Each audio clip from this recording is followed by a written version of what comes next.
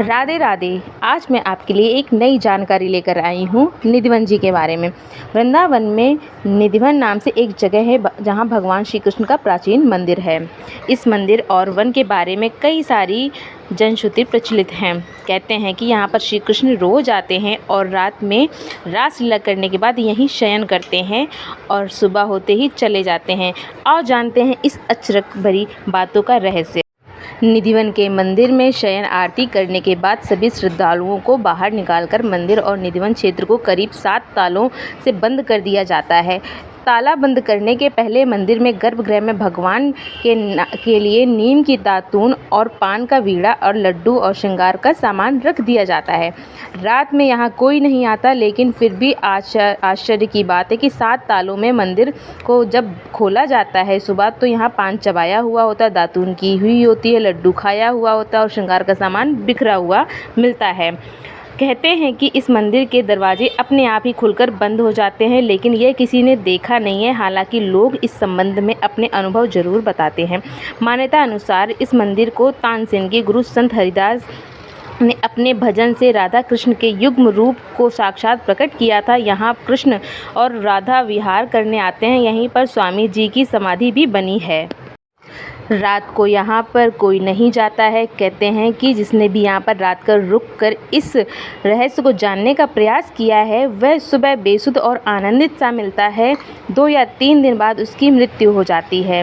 शाम के बाद यह मंदिर बंद हो जाता है और यह भी कहा जाता है कि अगर यहाँ कोई छुपकर रासलीला देखता है तो वह अगले दिन पागल हो जाता है। रात में यहाँ कोई भी नहीं रुकता है। स्थानीय लोगों के अनुसार ऐसा बरसों से होता आ रहा है। कुछ लोग इसे अंधविश्वास का नाम भी देते हैं और कुछ लोग इसे श्री कृष्ण चमत्कार कहते हैं। हालांकि सच क्या है, यह तो शोध का विषय ही है। यह भी माना जाता है कि इस मंदिर में भगवान श्री कृष्ण स्वयं रोज रात को खुद शयन करने आते हैं। उनके सोने के लिए मंदिर के पुजारी रोज पलंग लगाते हैं और जिस पर साफ सुथरी गादी एवं बिस्तर के रूप में के ऊपर चादर बिछाते हैं। पान का बीड़ा, लड्डू और दातून सब सारा श्रृंगार रखते हैं और सुबह मंदिर खुलता है तो बिस्तर की हालत देखकर सभी अचंभित हो जाते हैं, क्योंकि उसे देखकर लगता है यहाँ कोई सोया था। सबसे आश्चर्य की बात यह भी है कि यहाँ प्रतिदिन माखन मिश्री का प्रसाद चढ़ाया जाता है और जो बच जाता है प्रसाद उसे मंदिर में ही रख दिया जाता है। लेकिन सुबह तक वह प्रसाद भी समाप्त के समय जब राधा और कृष्ण रास रचाते हैं तो यही तुलसी के पौधे गोपियां बनकर साथ में नाचते हैं। इन तुलसी का एक भी पत्ता या यहाँ से कोई नहीं लेके जा सकता है। जिसने भी गुपचुप यह कार्य किया वह भारी आपदा का शिकार हो जाता है। इस मंदिर के परिसर में उगने वाले पेड़ भी अजीब हैं। यहाँ के पेड़ की शाखाएं जो हैं नीचे की ओर बढ़ती हैं। यहाँ भी यह भी जनश्रुति है कि रात में भी ये सभी पेड़ गोपियाँ बन जाते हैं, श्री राधा और कृष्ण के साथ नाचते हैं और सुबह होते ही पुनः पेड़ बन जाते हैं।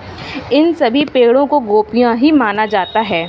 श्रीमद्भागवत के 10वें स्कंद में रास पंचाध्यायी में भगवान श्री कृष्ण द्वारा शरद पूर्णिमा को यमुना पुलिन में गोपिकाओं के साथ महारास के बारे में बताया गया है। आज भी शरद पूनम पर निधिवन में होती है विशेष रासलीला, लेकिन कोई इसे देख नहीं सकता, बस महसूस कर सकता है। कहते हैं निधिवन के आलिंगनबद्ध पेड़ दरअसल यही रासरत गोपी कृष्ण हैं, जो प्रातः होते ही पेड़ बन जाते हैं और रात को नीरव में रास करने लगते हैं। यहाँ के आसपास के अधिकतर घरों में खिड़कियाँ नहीं हैं और उनके घरों में हैं वे शाम को आरती के बाद खिड़कियाँ डर से बंद कर देते हैं।